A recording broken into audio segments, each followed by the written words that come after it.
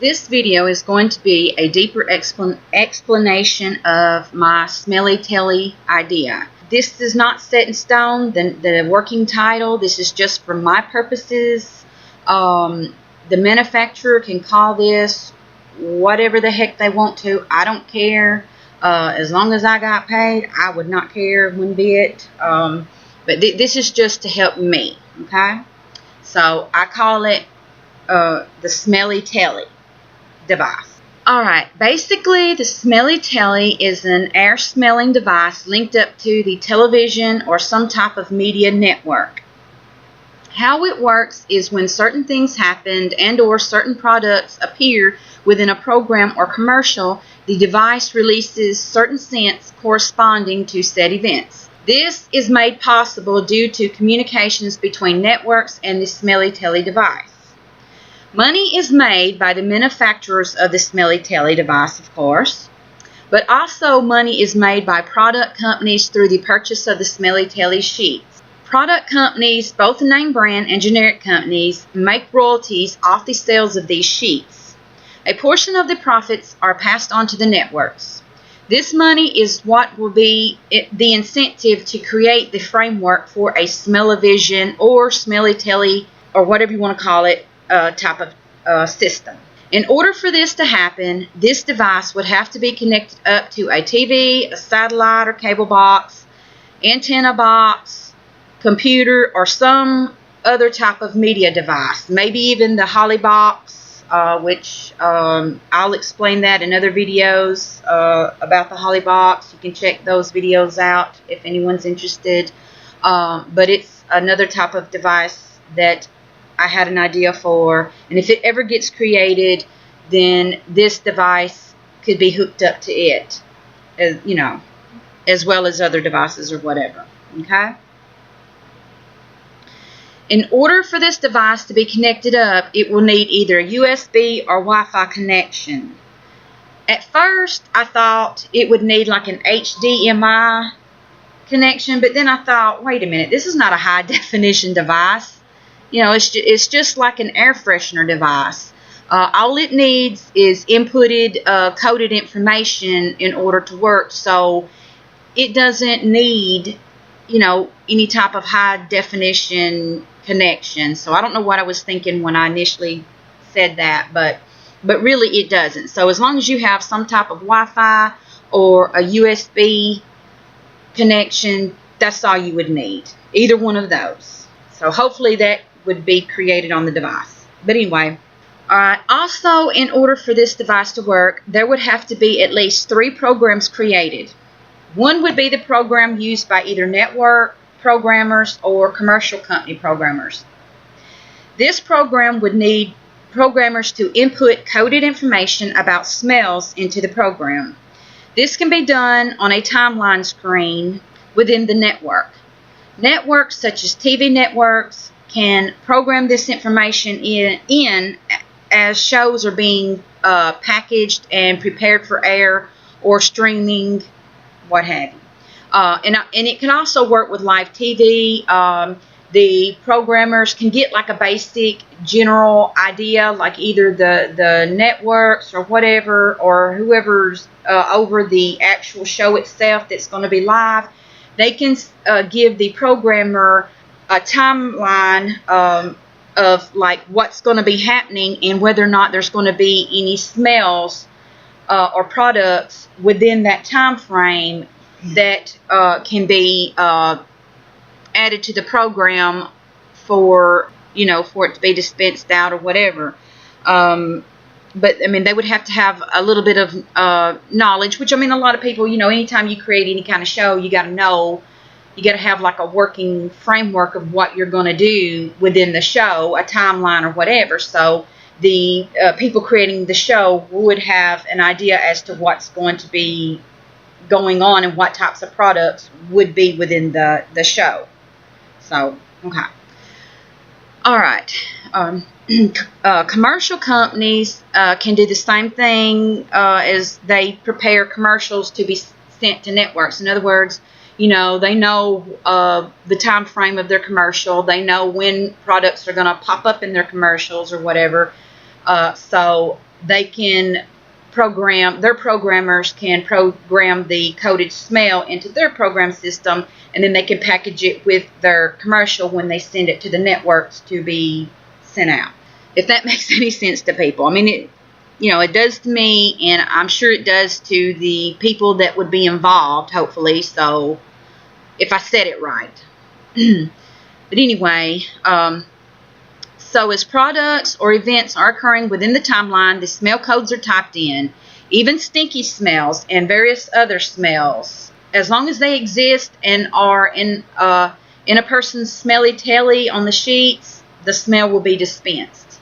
So basically, the companies out there would have to get up with people and create, chemists or whatever, and create these smells and, program them into, create codes. They would have to create codes for these smells. And each time new smells are created, both the companies that are creating the smell sheets or whatever, they will have to get up with networks and, of course, maybe, commercial companies or whatever, and inform them of the new codes, so that, if like there's a new company coming out on the market or whatever, and they have a new product or whatever, well, they'll get up with the sheet manufacturers, and they'll work on their code, and it will be created, and they will, both the manufacturers of the sheets and the product company will have the code, and so like generic codes or whatever for generic smells that don't have like a specific name brand connected to them, then naturally the networks would need to know the code, as well as the company that's creating the sheets.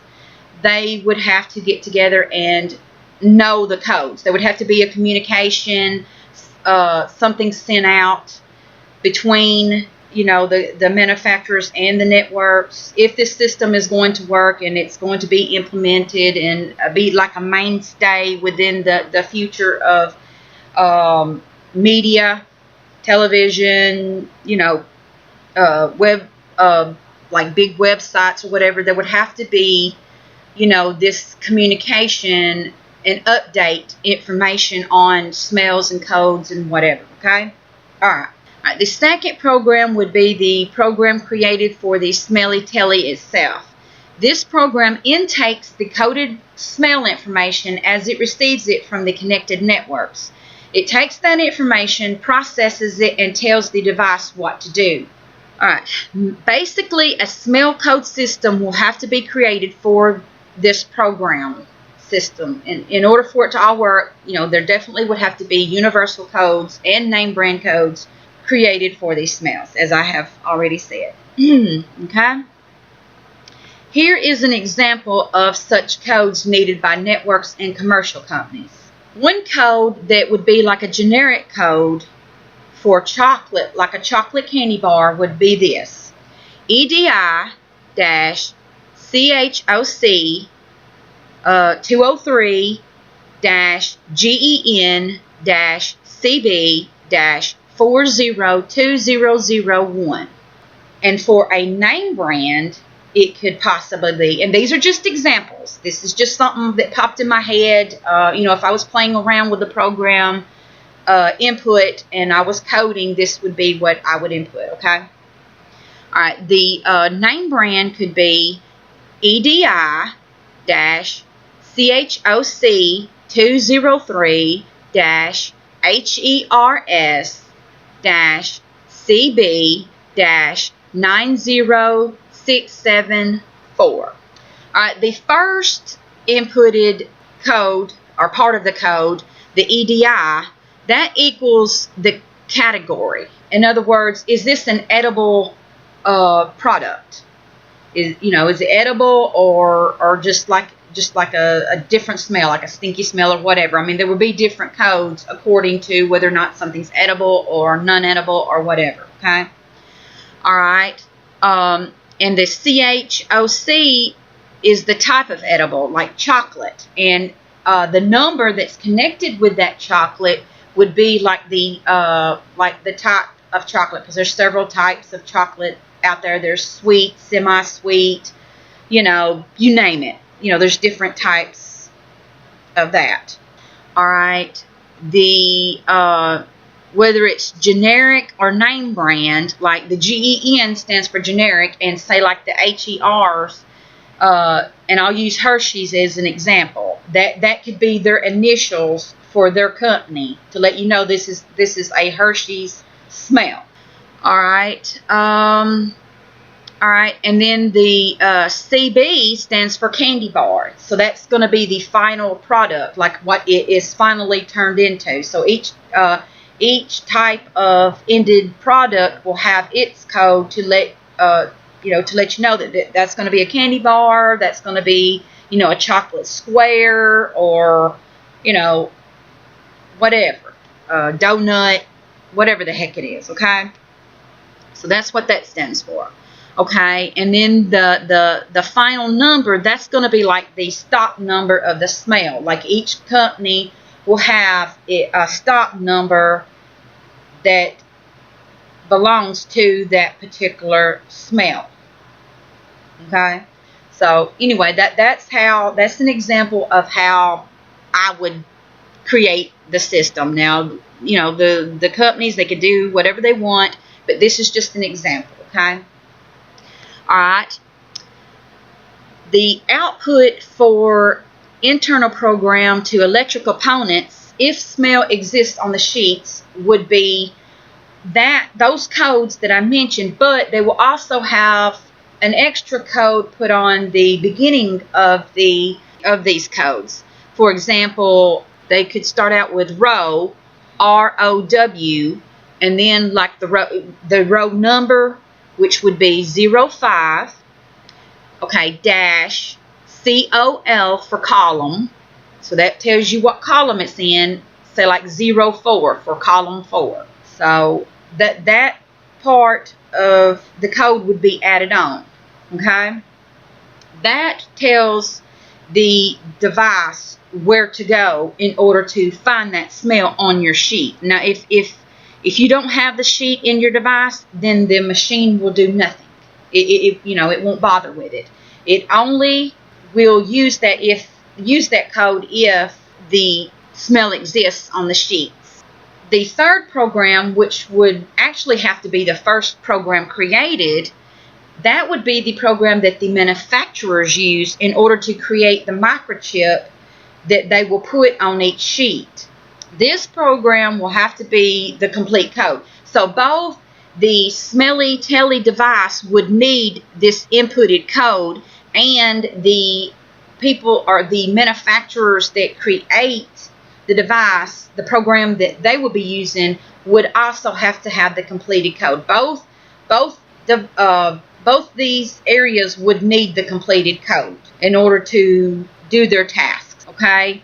The manufacturer needs it in order to create the microchip and onto the device or whatever, and also it uses it to tell the device where to go to, where the smell is located, and your device will use the code to find the smell on the sheet. I hope I haven't messed that up, but anyway, that's basically what that would be about.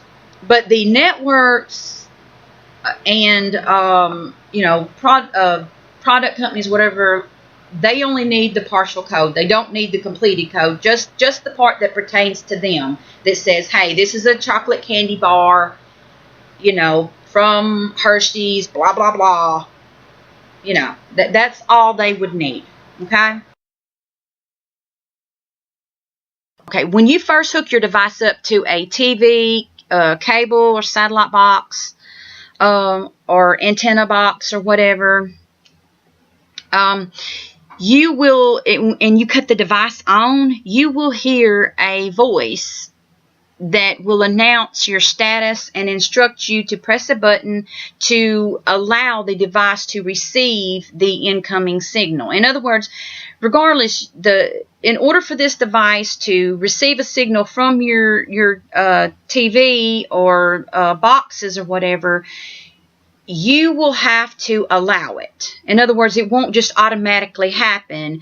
That way, you will be in control as to when your device will receive this incoming information. So that will still leave that power up to the user. Okay? Alright, and then also when you hook this device up to a computer or an Android box, you will hear the same voice with similar instructions, but it will be letting you know that, hey, you're hooking this up to a computer or some type of network instead of just a direct signal coming in from a TV or whatever, okay? Alright, and then, of course, you do the same thing. You press the button, and that gives permission for this device to receive the signal.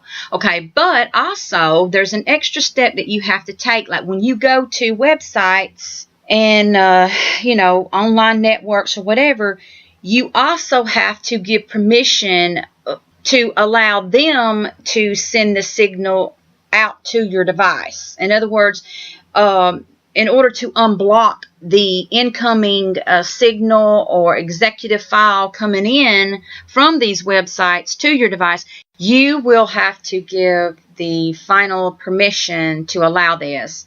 And of course, this is due to, online hacking and all that type of thing. In other words, it's to protect these websites from people being mad at them over hacking and all that type of thing. It's basically like a disclaimer saying, look, we're not responsible for what happens, but we have such and such security protocols, but this is going to be on you, in other words. So yeah, it's just basically like an extra protection, okay, for the websites.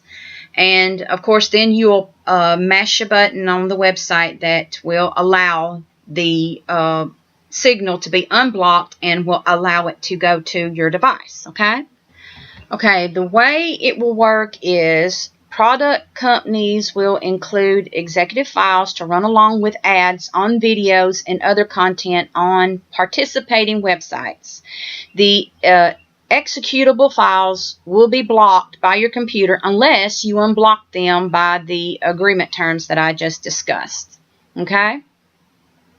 Alright, depending on how the framework is set up, and besides executable regular ads running on videos, product companies can sponsor content creators to allow sponsored products used by content creators to appear in the Smelly Telly devices while the content creators use the product. In other words, instead of just companies running ads on your, say, like, let's just say YouTube. We'll just use YouTube as an example, okay? You got your ads that run on videos and everything.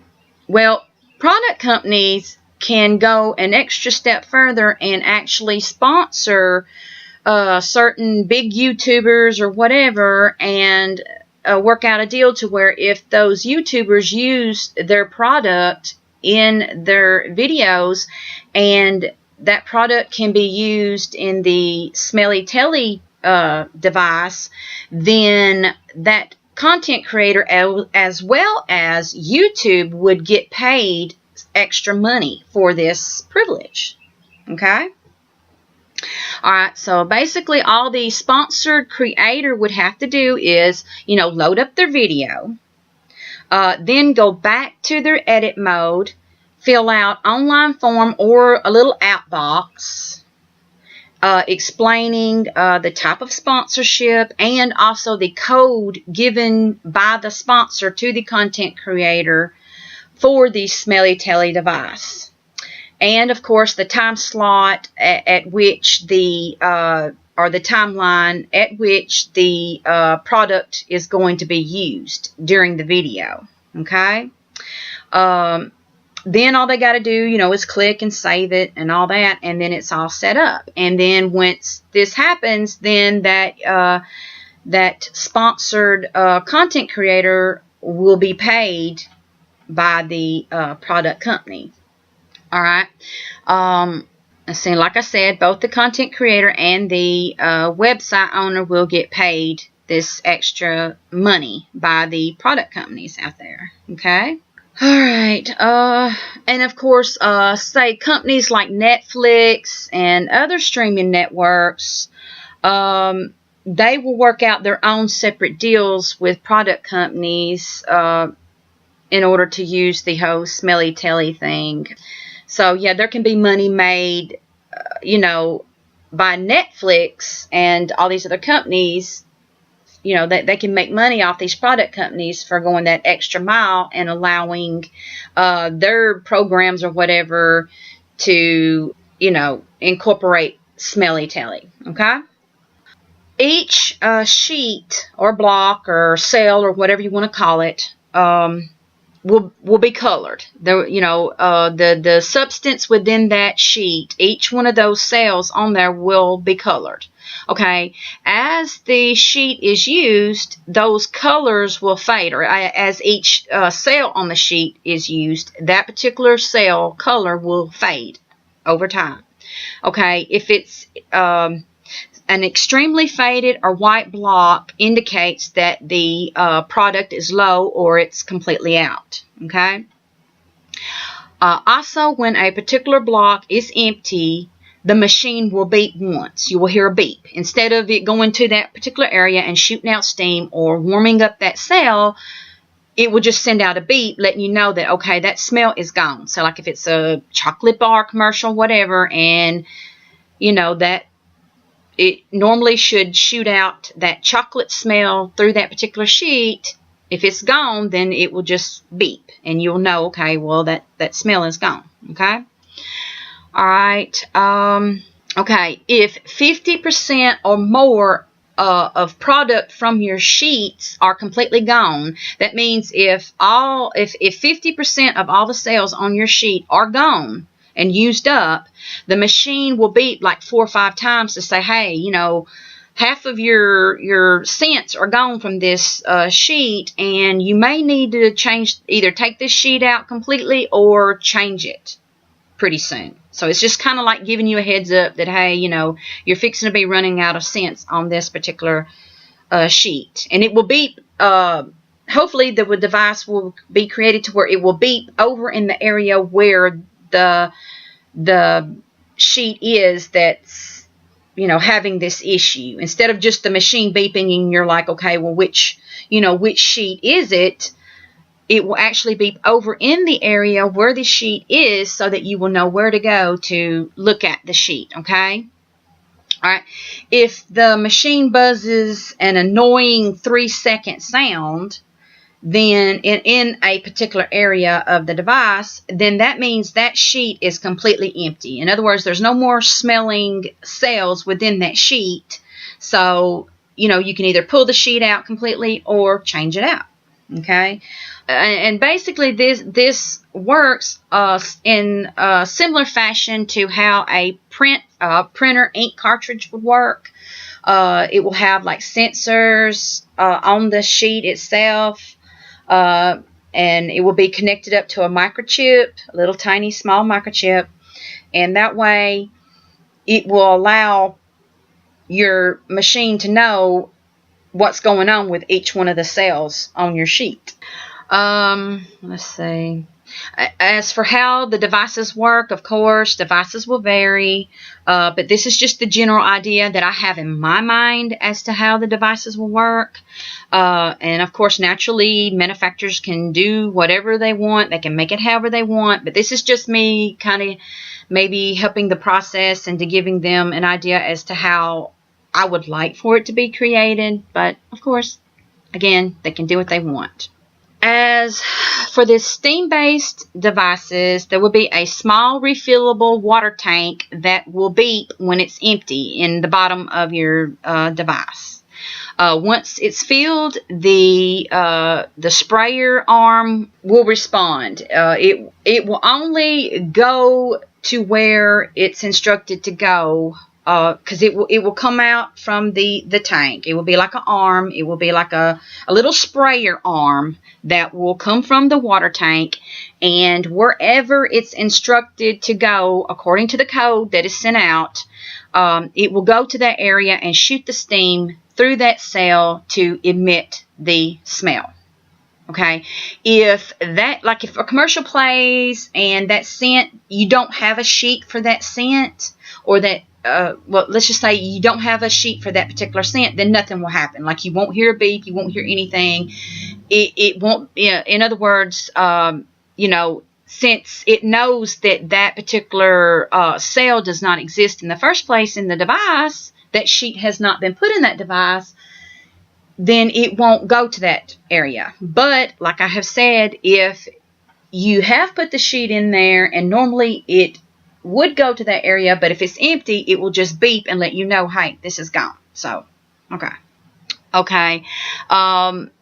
And of course, these sheets can be made, these steam sheets, they can be made of like a microfiber that has the smell incorporated into the fibers, or it can be like a gel. There can be like a gel that's little gel cells that are within the device. However, the manufacturer wants to do it, but just whatever works that will work in accordance with steam to emit that smell. Okay. Okay, and as for the warmer devices, they can be made out of oil, wax, and gel. Okay, and with these devices, with these sheets, they will be laid flat. When you put it into your device, you will put it in flat so that it can be placed on top of a warmer. And this warmer will have block cells or whatever that have the little warmer elements in each block that is in accordance with each cell on your sheet. Okay, so when you stick that sheet in there, like I said, it will have a microchip in it, and maybe a barcode or whatever.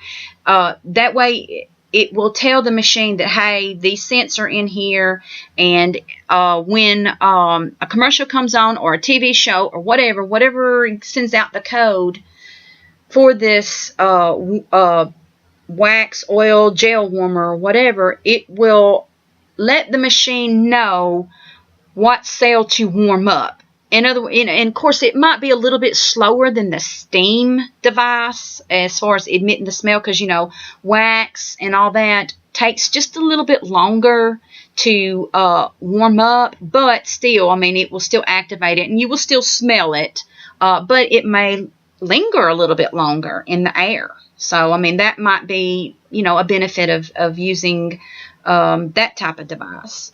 But regardless, safety hopefully will be the main concern with these devices, because you don't want something that's going to be a big fire hazard.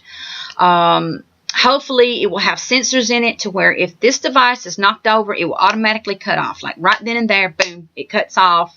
That way, hopefully it won't catch on fire or anything like that. And hopefully also, whoever makes this will know what is the lowest, highest temperature to cause or emit either steam or to warm up wax, oil, or whatever that won't cause a fire.